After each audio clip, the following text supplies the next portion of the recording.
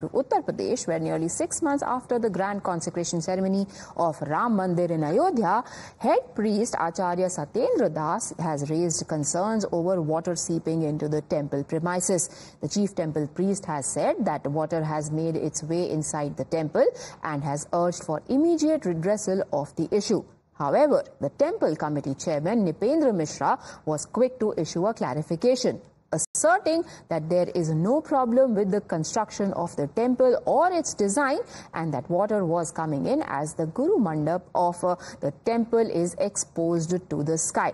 He assured that once the construction on the second floor is completed, the water flow is going to stop. 25 तक पूरा हो जाएगा तो वो प्रसन्नता की बात है, लेकिन जो भी मंदिर बन गए हैं जहाँ रामलला विराजमान हैं और जो आगे भी जगह बनी है उसमें एक ही पहली वर्षा में ही पानी चूने लगा, अंदर पानी भर गया था। इस पर ध्यान देना चाहिए कि जो बना उसमें कौन सी कमी रह गई है जिसके कारण से पानी चूई रहा है। इस पर जो बना है उस पर भी ध्यान देना चाहिए और ये बहुत जरूरी है। पानी निकलने का जगह नहीं है और कल तक पानी ऊपर से चूता भी है।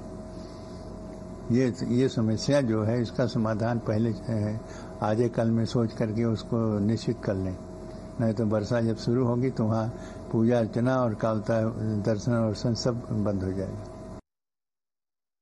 पहले तो मैं आपको एक बात स्पष्ट करना चाहूँगा, इसलिए आवश्यक है क्योंकि कुछ समाचार पत्रों में बात निकली कि पानी जो है वर्षा ऋतु में लीकेज हुआ जिस कारण से गर्भगृह में या अन्य स्थानों पर गिरा।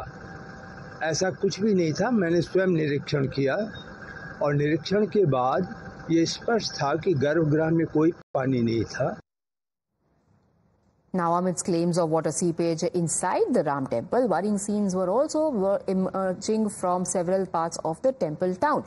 The road from Ayodhya railway station leading up to the Ram temple has caved in at multiple places as well. Streets in parts of the town could also be seen waterlogged. Here is a ground report. Ayodhya Ram मंदिर निर्माण के बाद अयोध्या को विश्व पटल पर सुंदर दिखाने का सपना उत्तर प्रदेश सरकार का था।